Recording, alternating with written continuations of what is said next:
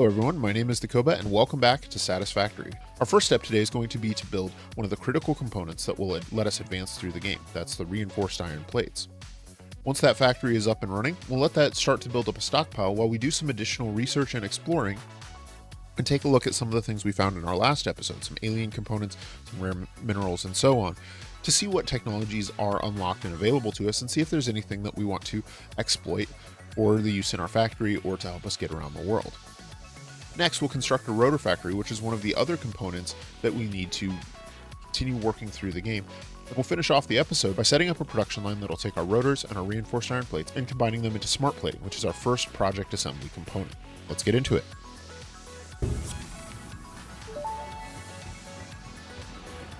Milestone reached. The assembler can produce more complex parts, including the first project part, smart plating, which is crucial for initiating project assembly. Project parts must be delivered to the space elevator. By completing your contracted duties as part of project assembly, you will definitely be helping achieve Fix-It company goals without any other ulterior motive. Note: humans cannot craft project parts. Do not worry about your inadequate crafting skill when compared to an assembler. Fix-It cherishes your innate human abilities, such as walking, striking objects, and commodifying natural resources. I love the new Ada, that's fantastic. Alright, now while we wait for that drop pod to return, let's go ahead and set down an assembler so that we can take a look at what we're going to need for our next factory. Now our goal here is to produce some reinforced iron plates. Fortunately, this is a fairly simple recipe, but the assembler is the first machine we've encountered that has two inputs. Now these inputs are going to be iron plates, which we already have a production line for, and screws, which we all have a production line for. However, there is a hiccup here. A single constructor for making iron plates only makes 20 a minute, and a single constructor making screws only makes 40 a minute. Furthermore, the screws have a requirement of being turned into iron rods first, and that may be something we are able to address. We did have a hard drive that came in, so let's pop on over and take a look at our hard drive and see what we got. And we did get the cast screw recipe, which is fantastic. Now this is slightly more efficient in terms of power usage than the default. It uses the same number of input resources to output resources, but notably it only requires one machine instead of two. So we're going to be saving over 50% on power, because we'll also be producing 50 a minute instead of 40 a minute at the same power cost, or at a 50% power cost. So we'll see a slight bump in productivity and a slight drop in power cost, in addition to only needing one machine. So we'll go ahead and select that reward, and then we will go ahead and get our third hard drive started scanning. That's the last one we gathered so far. We'll go out and hunt some more later on in this episode.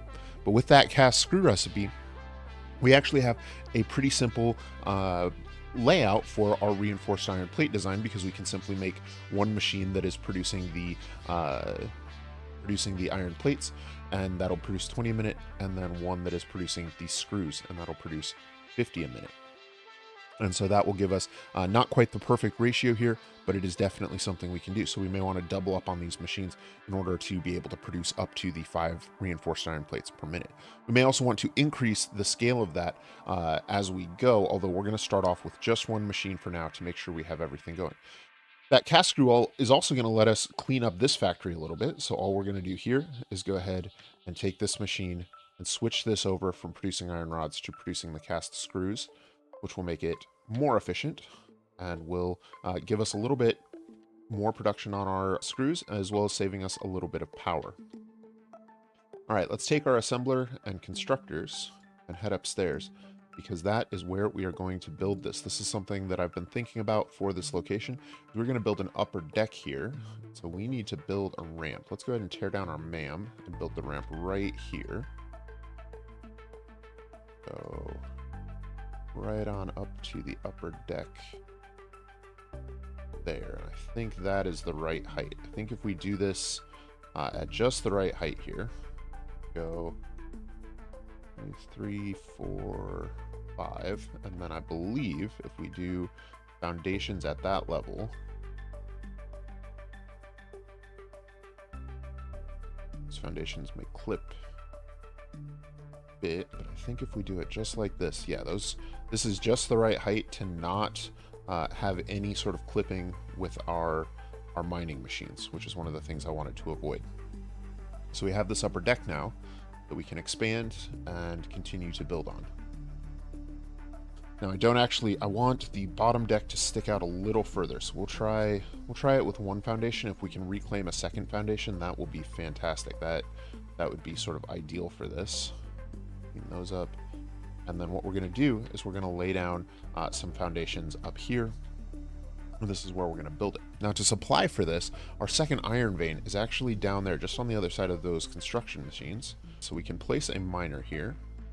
Now I'm probably going to want this miner to be up on the foundations as well, so we'll go ahead and extend our foundations a bit. And then grab a miner, and so we can't actually place... So here's a trick. If you want to place miners on foundations, but it doesn't look like they're quite able to do it, if you target the node, it will place the miner even if the targeting the foundation doesn't get you close enough to the node to place it. So that is the plan, and I think we're going to do this build in the form of a time-lapse. I still don't have my cinematic time-lapse cameras yet, so once again, we'll be rebuilding all of this as we unlock those, because I do want to create a full playthrough long-form cinematic for this eventually. That's one of my goals for this series, but we will do what we can here today.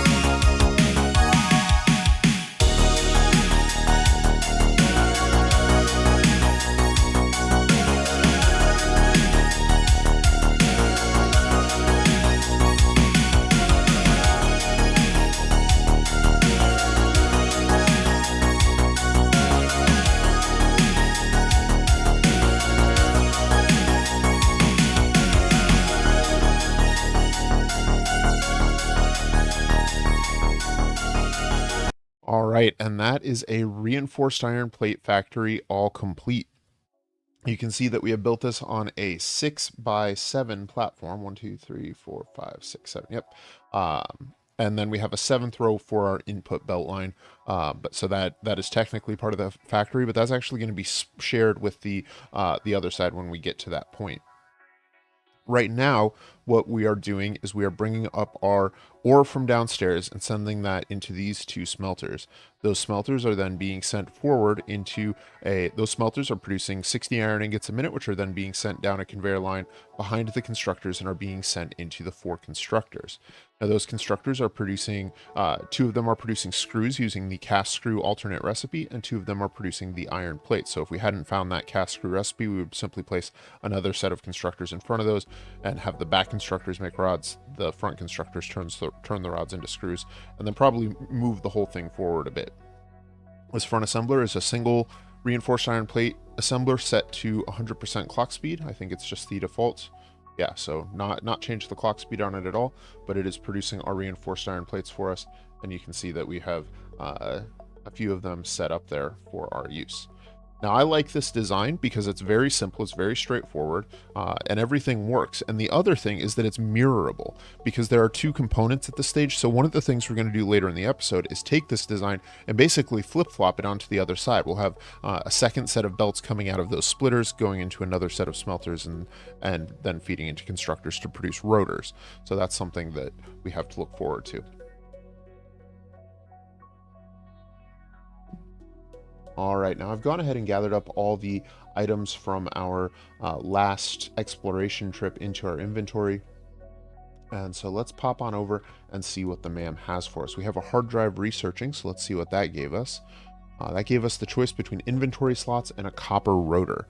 Now the copper rotor is interesting, but I don't think it's something we're going to want to use right now. So we'll go ahead and grab those inventory slots, and we're going to head out later on in this episode and do some more hard drive hunting because we want to keep working through these alternate recipes, making sure that we always have what we need.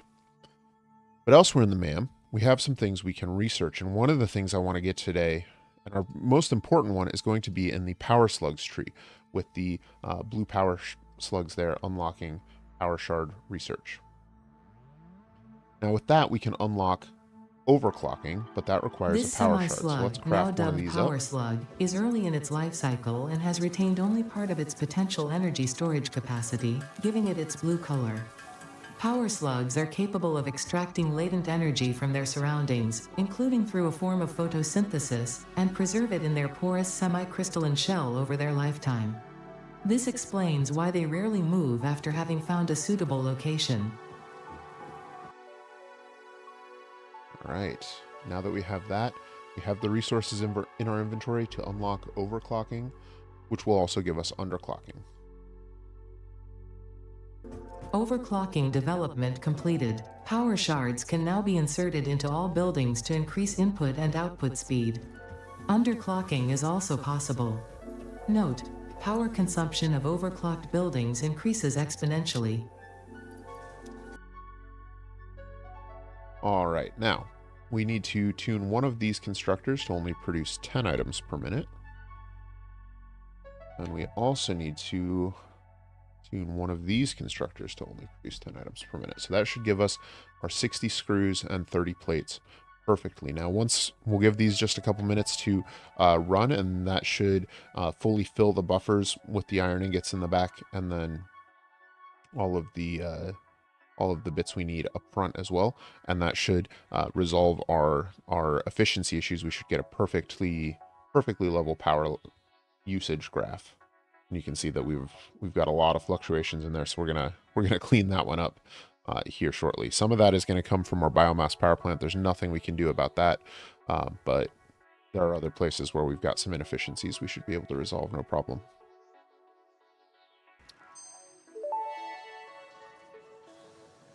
Research to develop the Rebar gun is now available. When completed, you will be in possession of a tool effective against any local obstacles actively objecting to the Fix-It mission.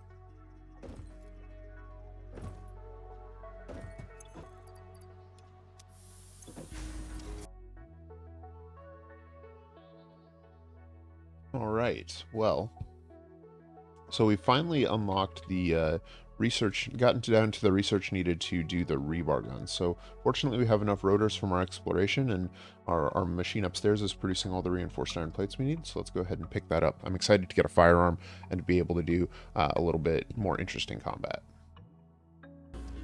Rebar gun and iron rebar ammo unlocked.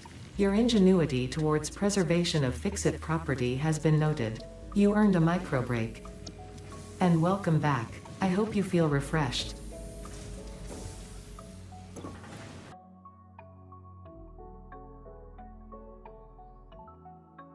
All right, let's get one of these weapons crafted up.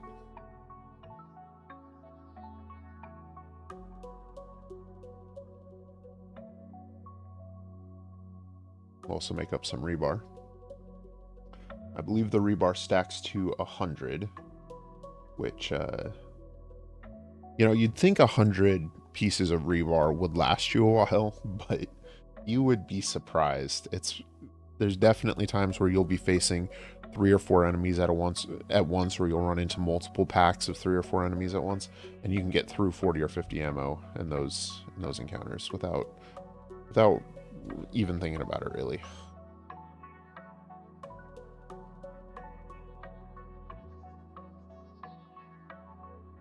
So under alien technology, we can research the Mercer sphere.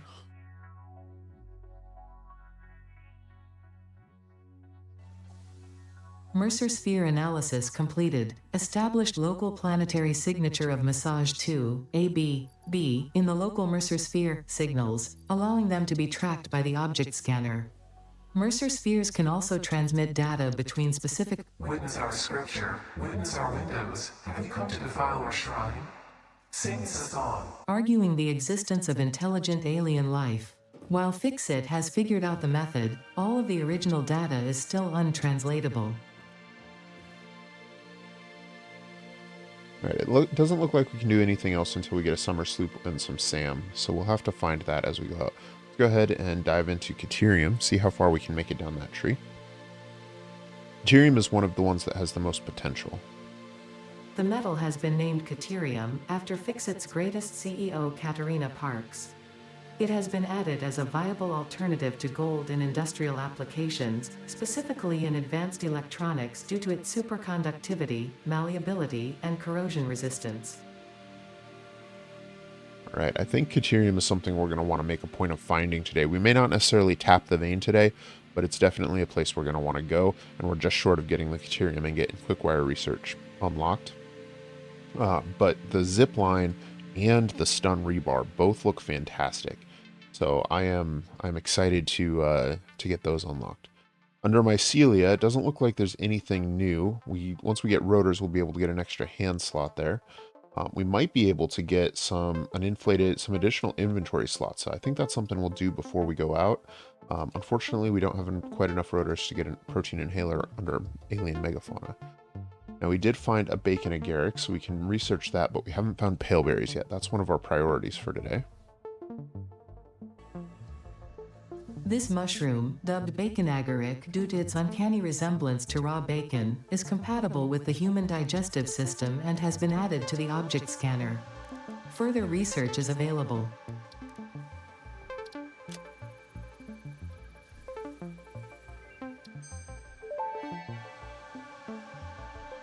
The crystalline mineral was a previously unknown variation of quartz, with uniquely large and flawless crystals, normally only found in synthetic quartz. The industrial application of this mineral will follow that of its synthetic counterpart, specifically in communication and exploration technologies. All right, unlocking the first node in the quartz tree shows some interesting technologies we'll want to make a point of getting. The quartz crystals and silica nodes are just pathways forward, but that gives us the shatter rebar, which makes our rebar gun, turns it kind of into a shotgun, which is fantastic for things like the flying crabs.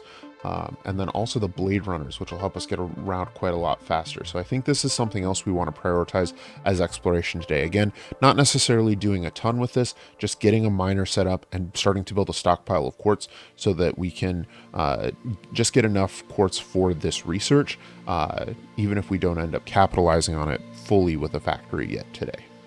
And then another pocket dimension as well. More inventory slots are huge. I think last but not least, we have sulfur. This unknown chemical element was in reality an unusual mixture of solid sulfide and sulfate materials from which sulfur can be extracted.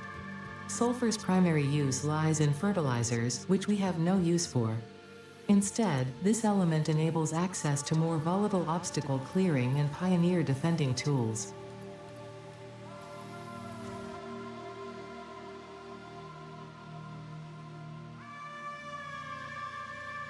All right, let's get our... there was one inventory expansion that we can get with a bit of cabling. Unfortunately, we have plenty of cabling being produced. That is no problem. And then we will load up our inventory and head back out and see what we can find as we go exploring.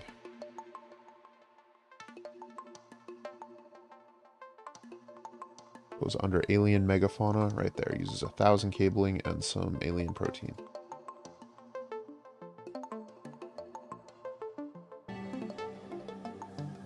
Pocket dimension significantly expanded. I worked all afternoon, analyzing the transdimensional confibulatory permutations of alien DNA to achieve this. We are all doing our part for Fix-It.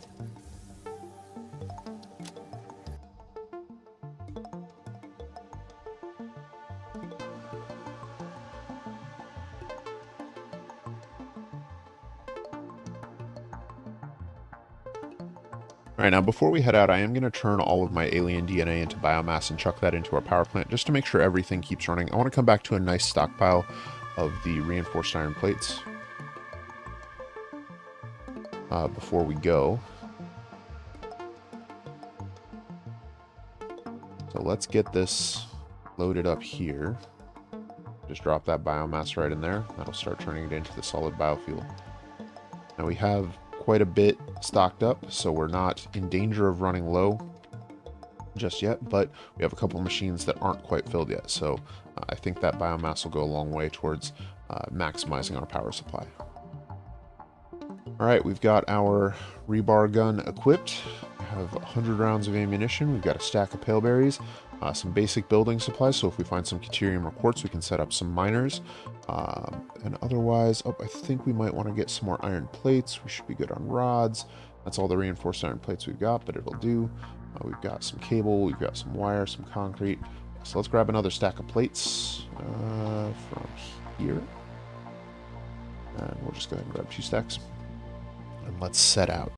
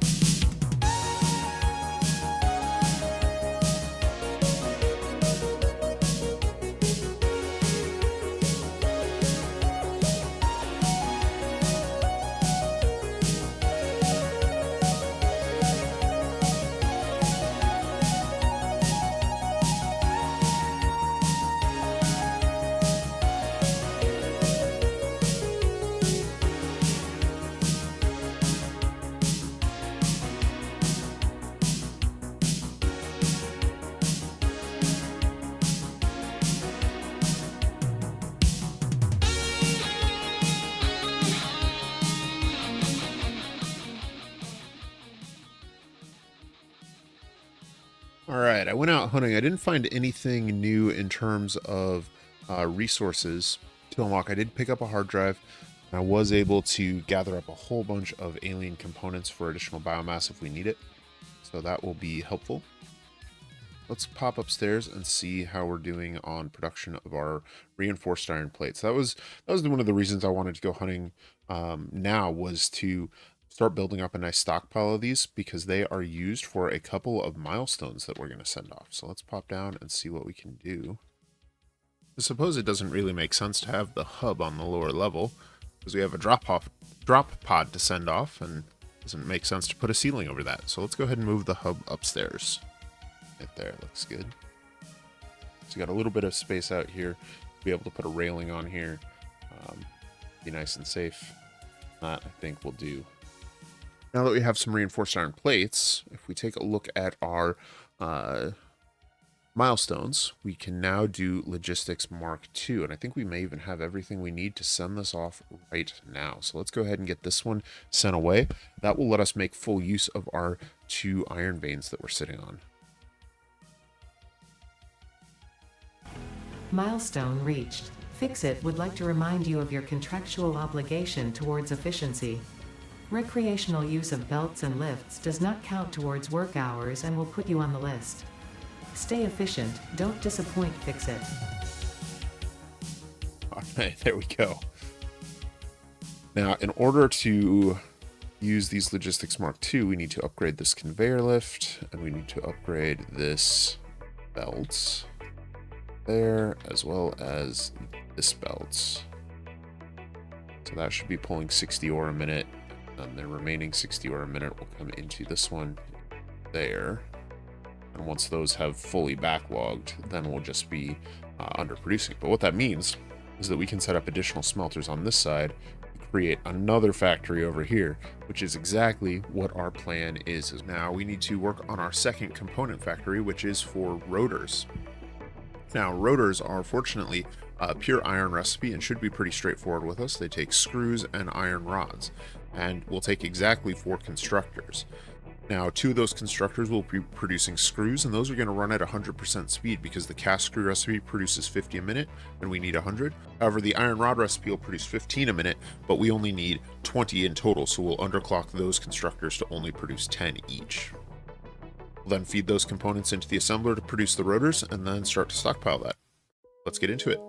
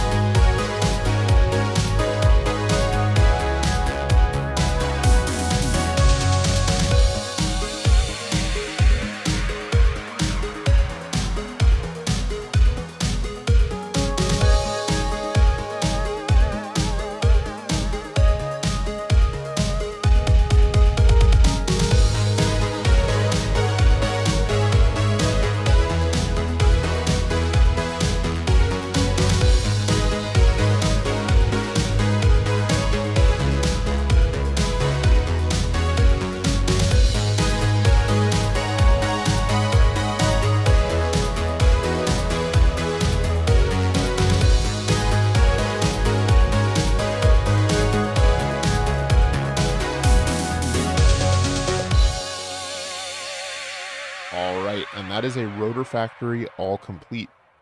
You can see that we're using pretty much the same design that we had on the other side. We are simply mirroring it over, so we're bringing up our ore vein from down below, which we've upgraded to the Mark II belts, so we're providing the 120 ore there. 60 of that is going to the plates, but the other 60 is coming over here to be turned into rotors, and that's a place where we can increase our efficiency by tuning our clock speeds a little bit, because this factory only uses 45 iron ore a minute. So if you see that front smelter will flicker on and off occasionally as it overloads on ore. Now those 2 smelters are providing the ingots along a belt line in the back to feed the 4 assemblers. The 2 assemblers on the left are producing iron rods, the 2 assemblers on the right are producing screws, and those are being fed into the now the 2 constructors on the left are producing iron rods, the 2 constructors on the right are producing screws, and those are being fed into the assembler to produce the rotors. Like the other side, this is built, the actual factory footprint here is 6x6, although that middle row is being double used, so I'm not counting that, so that would make it a 6x7 footprint. And then I have added a border around the sides and around the front as well. Now the only other thing to note is that this belt line here connecting the merger to the assembler needs to be a Mark II belt because we're sending 100 screws in. So the Mark I belts, which can only move 60 a minute, would obviously introduce some inefficiencies there. The factory would still work, it would just run at a slower rate. So you can build this before you get the Mark II logistics, but you'll want to upgrade this belt in particular right here as soon as you can. And I think I went ahead and upgraded all the belts on the screw side.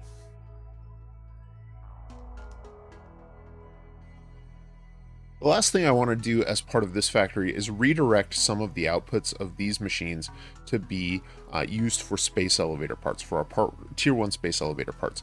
For that, all we're going to need is another single assembler, and I'm going to go ahead and position this one back a ways, and we're going to do some tricky belting in order to make all of this work. Let's go ahead and take the belt down here and go ahead and put a splitter right here, so that half of our rotors will go into storage for our own personal stockpile. But then the other half, we'll switch this over to the straight mode, bring it back along this line here to right there, bring that over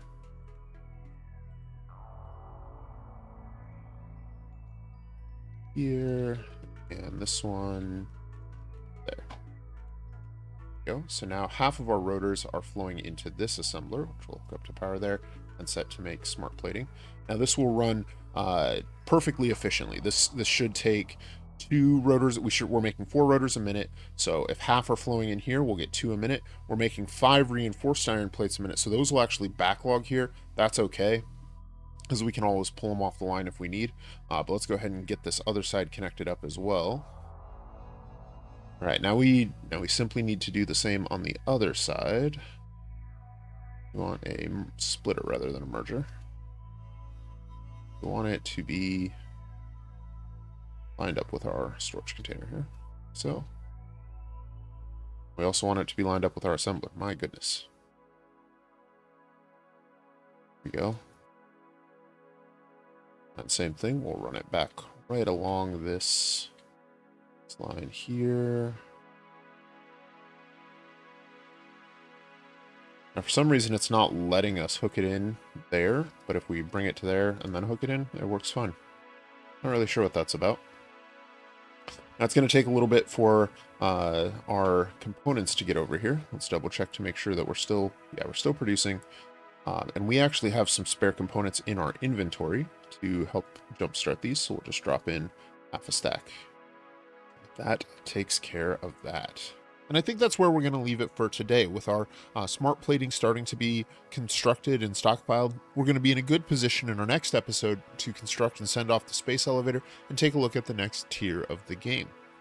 We also have a bit more exploring to do. I want to find the SAM material and figure out what we can do with that, and take a look at some of the new alien technology trees, as well as do some additional research. Finally, I like the overall design of our base, but it needs a lot of work to make it really feel like it sort of belongs there and isn't just slapped down haphazardly in the desert. So we're going to be spending some time getting that cleaned up as well.